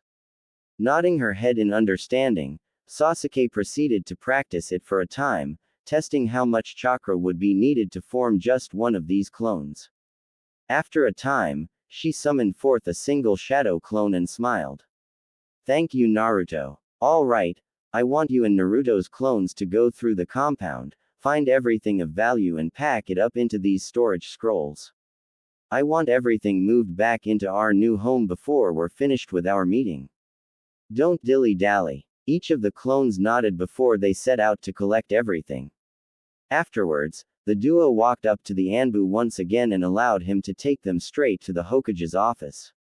Once they had arrived, Sasuke looked into the old man's eyes and asked, are we in trouble, Hokage-sama? Hiruzen smiled and shook his head. Not at all. I just realized that it's time we announce what's happened to you to the village. One of my Anbu reported what happened to me and I don't want the same thing to happen again and again. That, and I can't have you beating people to death for trying to bar you entry into your home all the time. He said with a chuckle. Blushing in embarrassment, Sasuke muttered, sorry. I just can't seem to control myself right now. The Hokage simply smiled at her before he motioned for them to follow him. I already informed my Anbu to gather the villagers. I just hope they take the big reveal well and don't panic. Or start a riot. Either of those would be very bad right now. It's a good thing I've already dealt with the S on the council, otherwise they'd very likely screw all of this up somehow, in some way. Naruto looked at the Hokage curiously. That's right, Kurama-sensei did say you had what you needed to deal with them finally. How'd that go? Hiruzen looked into Naruto's eyes and said, long story short, my old teammates are set to be executed for their hand in Danzo's crimes. And I've disbanded the civilian council. No longer will they have any hand in shinobi affairs. Things are running so much smoother now. Quote. Glad to hear it, Naruto said as they walked along through the crowded streets. People had gathered all around, foreigners and local citizens alike. Pushing their way through, they soon stopped in the center of the village on a raised platform. Citizens and guests alike, I'm going to keep this short and to the point. Something happened to the Sasuke Uchiha you know and love. During the second stage of the exams, Team 7 came under attack by Orochimaru of the Sannin. As a direct result of their encounter and a seal placed upon him, Sasuke has been transformed, in a sense. If you look beside me, you'll see a charming young woman. This is Sasuke Uchiha. He has become a woman in every sense of the word. I know this may come as a shock to all of you, but I want you to continue treating her well. She is having a hard time adjusting to her new body and her current situation. Try to show her your support as you did when she was a he. And just so all of you know, she has moved in with Naruto Uzumaki. I will not have you calling the women staying with Naruto, demon whores, or anything of the like. I plan to announce something important to you all after the exams are over and everyone visiting Konohagakure has gone home. Treat them with respect. If I hear about anyone mistreating Naruto and those living with him, I will have you executed. There will be no exceptions and nobody to protect you. That is all. You may go about your business again. Hiruzen explained before he walked off, leaving Naruto and Sasuke to deal with a barrage of questions and shouts of denial and outrage. Sighing to himself, Naruto looked at Sasuke and shrugged. Well, what do you want to do now? Everyone knows you're a girl now. One good thing about this is you won't have to worry about fangirls anymore. Bad news. Guys are bound to start hitting on you. Groaning, the Uchiha palmed her face and said, I really don't want to think about that right now, Naruto. Let's just go home and get some training in. I need to relieve some stress. And I'm still trying to figure out how to put on a damn bra. While they support these big things, she said, lifting up her with her hands, they're still kind of uncomfortable. And is it bad that I miss my? Blushing slightly, Naruto scratched at his cheek and said, nah. If I was in your shoes, I'd probably be feeling the same way. Just give it some time and you'll get used to it, Sasuke. I know that's not what you want to hear, but you're a bona fide girl now and I don't think there's any way to change you back. Rather than fight it, it might be better for you to try and get used to the changes. Though I can't do anything to help you with the, bodily functions females have. Maybe ask Karen for some advice. Because you don't want all your underwear to get ruined because you're bleeding like crazy down there. Quote. Sasuke blushed furiously, but nodded her head in understanding. You're right. It's really awkward to think about having to use those feminine products. But you're right, I don't want all my, oh Cammy, this is embarrassing. I don't want all my damn pee panties to be ruined. Freaking hell. Naruto didn't even try to say anything. Instead he just continued walking with her back towards their shared home. He would let Karen and Kin help his friend, because there was no way in hell he was going to go shopping with her for feminine hygiene products. Day of the finals. As Naruto stood amidst the competitors in the arena, he couldn't help but think about everything that had happened during the month. Overall, he had to admit that he had greatly enjoyed the past month. He was finally getting the kind of training he really needed, and he even had a few girlfriends now that he was definitely looking forward to getting to know better. Plus, he had grown closer to Sasuke, in a weird way. Hiruzen had also done what he could to try and make up for his mistakes, but he still wasn't sure how to feel about the old cage.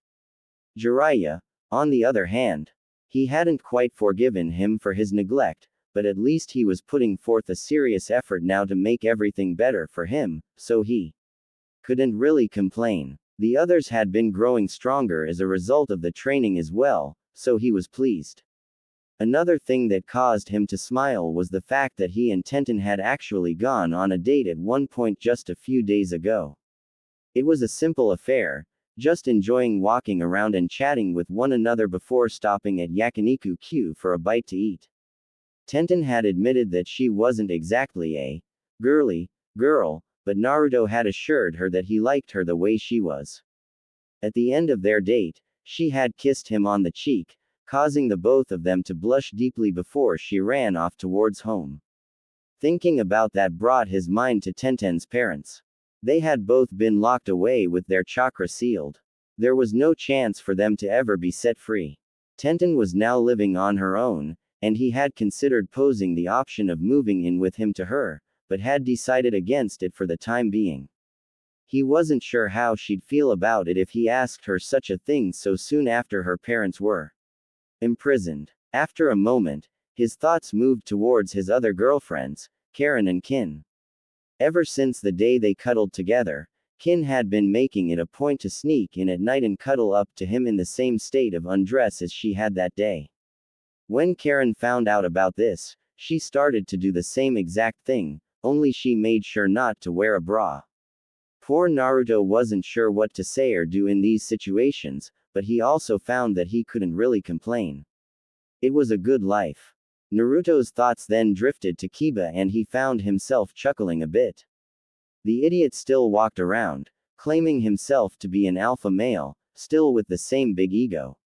And yet, he remained clueless to the fact that he was now sterile.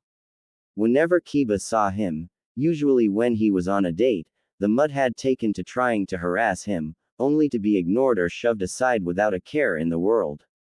At one point, Kiba had tried to attack Naruto for daring to disrespect him, so Naruto proceeded to break Kiba's right arm, then his nose, and finally his left leg.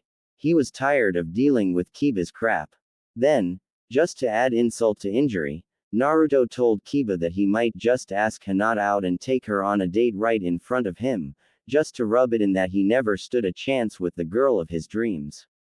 Was this mean of him? Perhaps even spiteful. Yes, but he didn't care anymore. His thoughts were derailed when the proctor cleared his throat, getting everyone's attention. All right, just so you remember the order and who you're up against, here's the deal. Genma said as he showed them the chart, reminding them of who was facing whom in each match. Once they understood, he said, the rules are the same as in the prelims. You fight until there's a clear victor. I can stop the match at any time. Killing is permissible, but it's highly frowned upon. And when I say stop the fight, you stop the fight. Understand? Everyone nodded in understanding. Everyone turned to the Hokage as he began to speak. Naruto couldn't help but notice the other cages watching Hiruzen, some of them with barely concealed glee. Frowning deeply, he realized that they were likely in on the invasion plan and were more than likely going to kill the Hokage if given the chance.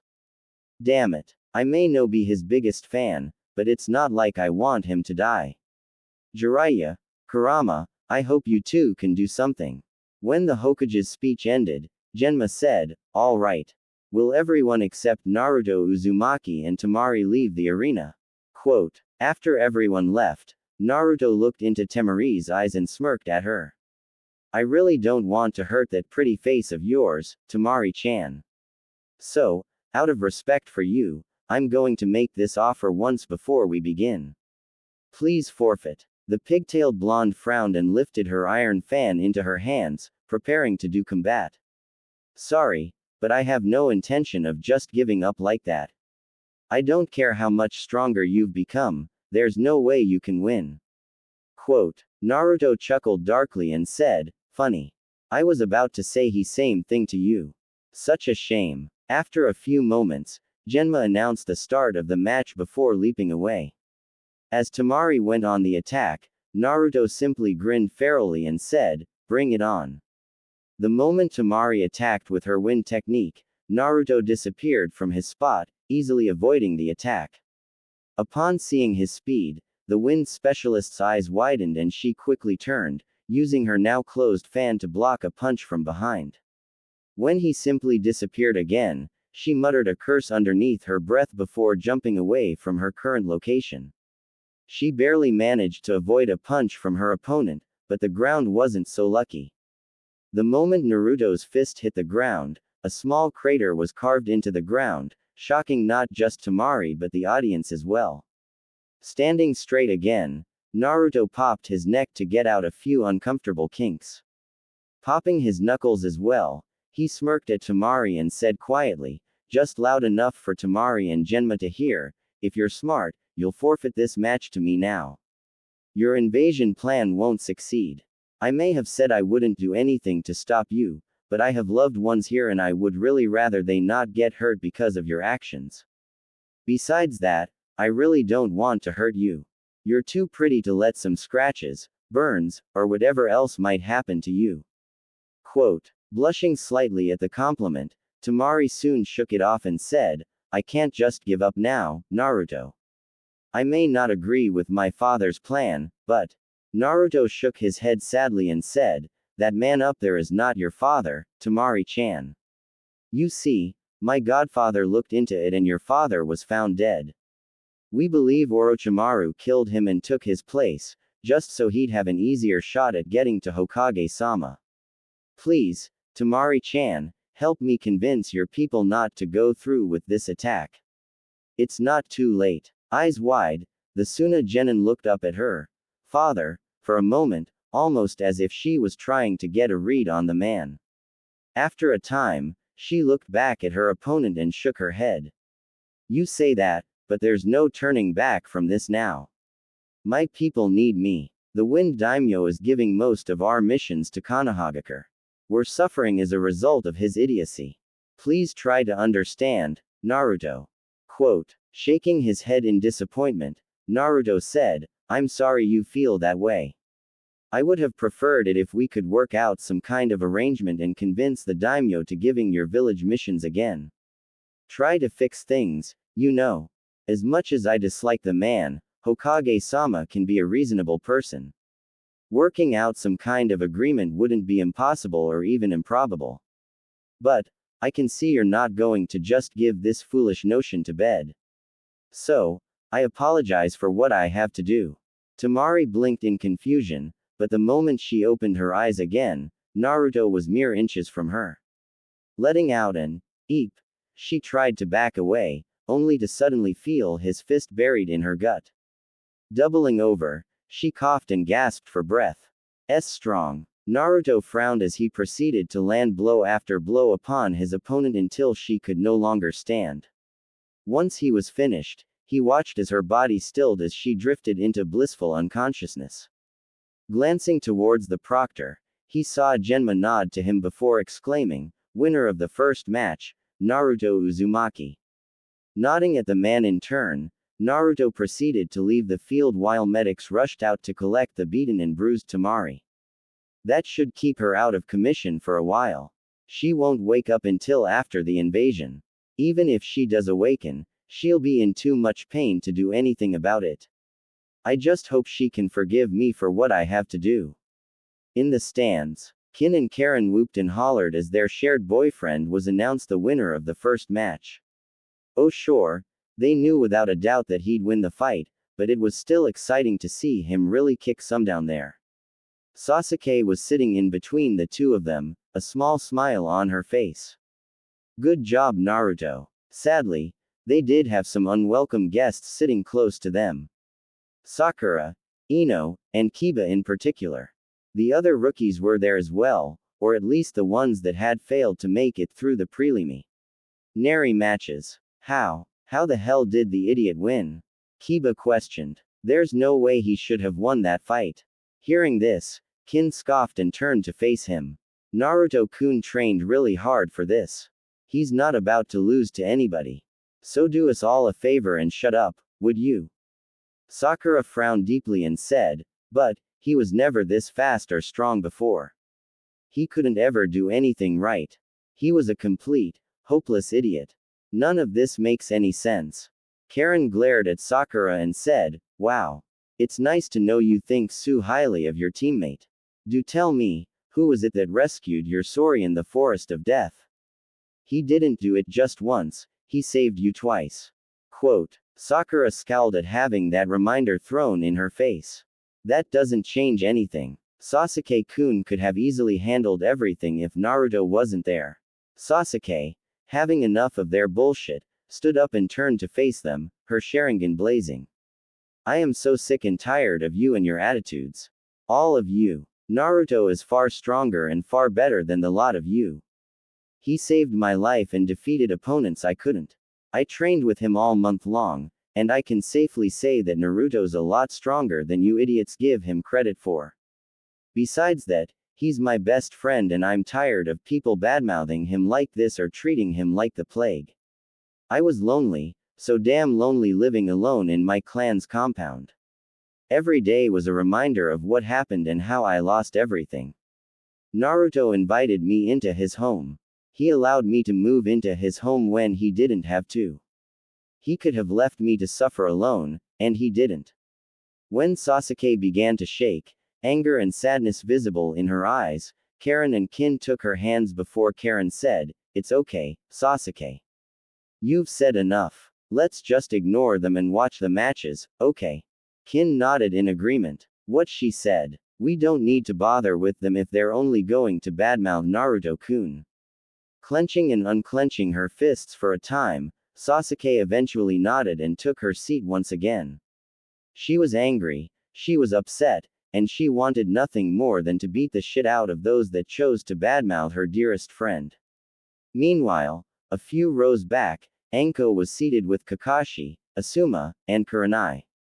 They had heard everything that had been said by the genin in front of them. Sighing, Kakashi palmed his face and said, they really need to watch what they say before somebody hurts them for it. Anko smirked and said, I dunno. I like how Sasuke snapped at them. It was kinda fun to watch. Kurenai laughed for a moment before saying, indeed. I think Naruto did a fine job. It's just a shame that our genin can't accept Naruto's growth. Quote. Asuma nodded and said, those three in particular are quite the problem. We're really going to need to correct their mindsets when it comes to Naruto. Besides that, I think it's time we put them through the torture from hell. Quote. Enko grinned and said, sounds great to me. I'll gladly help should you need it. Looking down at the now vacant field, she smiled to herself. You've done a fine job, Naruto-kun. Cage booth. Hiruzen couldn't help it as a smile spread across his features. Good job, Naruto-kun. I just hope they don't start the invasion until you've managed to take out at least one of their Jinchuriki. We can't risk letting them unleash their Biju on the village. Beside him, the Cage, who was actually Orochimaru in disguise, was seething. That little runt had taken down one of the key figures in his invasion plan. Sure, she wouldn't have made for much of a frontline fighter, but she would have been able to get Gaara where Orochimaru needed him to be. Damn that boy, he is constantly getting in my way. First in the Forest of Death, then he convinced Kin to turn traitor, and now this. Just how strong is this runt? Beside him, the large man known as the Raikage of Kumogakure, couldn't help but chuckle a bit. Careful Cage, we can all feel your killing intent. Might want to rein it in a bit. Calming himself, Orochimaru glanced at A and said, my apologies. I didn't mean to alarm anyone. I'm just shocked that my daughter lost so easily. Quote. Hiruzen smirked as he looked at the Cage. You're not fooling anyone with that disguise, Orochimaru. Soon enough, you'll get what's coming to you. I guarantee it. The Tsuchikage, a man by the name of Onoki, frowned as he watched Naruto leave the field. Without turning his eyes away from the boy, he asked, that boy, could he really be his son? How come I never heard about him having a child? Hiruzen turned his gaze towards Onoki and smiled disarmingly at him. You are correct in your assumption, old friend. Is there a problem with that? The Tsuchikage shook his head and looked squarely into Hiruzen's eyes.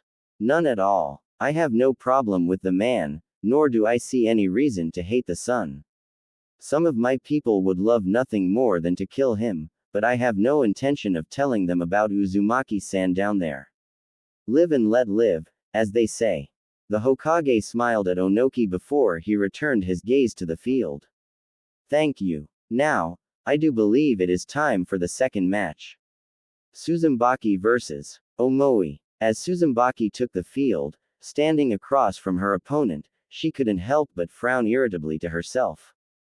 This is going to be tough, but I think I can beat this guy. I've trained hard for this, and all I need is one beat to reach him to win this fight. If I can nail him with even more, that'll snag the win for me for sure. Omoi frowned as he looked at his opponent. It was obvious that she had some kind of plan, but he wasn't going to make it easy for her.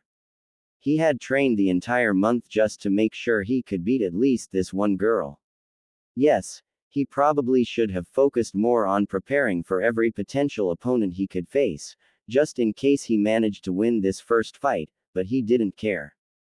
All I have to do is show Raikage-sama that I'm worthy of a promotion. If I can just win this fight. Genma looked between the two combatants and, upon seeing they were both ready, shouted, begin. Before getting the hell out of the way. Immediately, Suzumbaki called forth an army of bees and sent them flying towards her opponent. She didn't expect this attack to work, but they were still an essential part of her plan. When Omoi channeled lightning chakra through his blade and began cutting down her bees expertly, she couldn't help but grin. Omoi's eyes widened as the field began to become coated in honey. Some of it had even landed on him and his blade was soaked with it as well. It was sticky and he was having a hard time moving his arms where he was splashed by her attack. Damn it. Think Omoi. You've trained for this. The Kumo swordsman took a deep breath to steady his nerves. After he had calmed somewhat, he turned and cut down another swarm of bees, leaping backwards every time he cut down a swarm of them, just to ensure he wouldn't become ensnared by the blasted hoe. Nay. However, when he dodged for the fifth time, he ended up slipping on the honey that had coated the ground. Omoi grimaced as he struggled to stand upright. He kept trying to pry himself free of the puddle of honey, but he was having very little luck. Shit shit shit. He cursed again and again in his head. It was at this point that Suzumaki said, "You put up a good fight, Omoi-san. But I'm afraid you were just outmatched this time. Bees, do your thing." Quote. Omoi blinked as he felt something prick the back of his neck. After a matter of seconds, he began to feel woozy and could barely stay standing. It was when he felt 3 more pricks that he came to the realization that she had won. Damn it, was his last thought as he collapsed unconscious to the ground. Winner. Suzumaki. Genma announced before he called for a cleanup crew to deal with all the honey. Omoi, meanwhile, was carried off by the medics so he could be taken care of properly. The Iowa Genin let out a sigh of relief as she turned and began making her way back to the contestants' waiting area. Once she arrived, she looked at her next opponent with a smile. "Hello there, Naruto Uzumaki. I'm looking forward to our match." The blonde grinned at her and said, "Me too. You fought well down there. Congratulations on your victory." "Thank you," she said. After a moment, she glanced around before looking into Naruto's eyes again. "Can we talk in private for a moment? I want to confirm something." Frowning slightly, Naruto nodded before he walked off with his next opponent. Once they were alone, he asked, "What's up, Suzu-san?" Turning to look into his eyes, she asked, "You're the son of the 4th Hokage, aren't you?" Seeing no point in denying it, Naruto nodded his head and said, "Yes. I am. Though I'm not too sure how to feel about my father. And before you ask, I can't tell you right now. No telling who could be listening in on our conversation." "Why do you ask, though?" Suzumaki looked him over from head to toe before she peered into his eyes. "Your father was trying to form a peace treaty with my village. A way to cease potential conflict with one another and even become friends. Our villages would have worked together for a change, rather than constantly going to war with one another." Glancing away for a moment, a small blush adorned her face. "The problem is, though, that he and Tsuchikage-sama decided that, in order to seal the deal, so to speak, Naruto frowned for a moment as he tried to figure out what she was trying to tell him. After a few minutes, however, it dawned on him. "Oh, so, you and me." The Iowa Kunoichi nodded and blushed as she looked anywhere but at him. "So, you see the problem." "Well, not that it's a problem, but..." Quote. Naruto chuckled softly and placed his hands on her shoulders, making her look him in the eyes. "Suzu-san, it's okay. We've only just met. There's no need to try and rush into anything. Especially if either of us are uncomfortable about it. I think, before we decide on anything, we should start out as friends." "Okay. Besides, I have 3 wonderful girlfriends right now. That might make you a bit uncomfortable, so." Suzumaki giggled a bit and shook her head. "That doesn't really bother me. But you're right, we have only just met each other. I think starting off as friends would be nice." "But, I know," Naruto said before chuckling for a moment. "Tsuchikage-sama would likely try to push things through, wouldn't he?" "I think Hokage-sama would as well." Suzumaki giggled a bit more and nodded her head. "I don't think they'd take no as an answer. So, as awkward as it might be, I think you're stuck with me. You don't have a problem with that, do you, Naruto-kun?" she teased. Looking into her eyes, Naruto blushed a bit at the sultry look she was giving him. Glancing away, he scratched the tip of his nose and said, "Not really. It'll be nice to hang out and spend some time together. Nobody's saying we have to rush into a relationship right away, after all. Although, what if you meet somebody else you like?" The Iowa Kunoichi frowned sadly at this and shook her head. "Naruto-kun, look at me." Quote. Naruto looked into her eyes and asked, "What's wrong?" Suzumaki moved her hands up and down, making him follow her movements. As he did, He got a good look at her body and her face, unsure what she wanted. Seeing his confusion, she said, Naruto-kun, I'm not exactly attractive. Most guys look at me and think I'm just some tomboy or that I'm ugly. Some even comment on my forehead and make fun of me for it. Even other girls make fun of me for my appearance. On top of that, my aren't as large as other girls and my butt's not that great to look at either. To other people, I'm completely unattractive. So there is nobody else, Naruto-kun. Quote. The blonde frowned for a time as he looked her over again. I don't see anything wrong with you. I don't mean to sound like a pervert here, but you need to hear this. Suzu-chan, your suit you just fine, and there's still plenty of growing for us both to do, so anything can happen. For me, it's not about how big you are or how great you might be. Nor do I care much about appearances. Your forehead isn't an unattractive feature. It's part of you and I think it's cute. Your eyes hold a small hint of mischievousness and excitement, and I find that rather attractive. You may not dress like a typical girl and you may not act like one, but I think that's what sets you apart from other girls. You are your own person and you should feel beautiful in your own skin.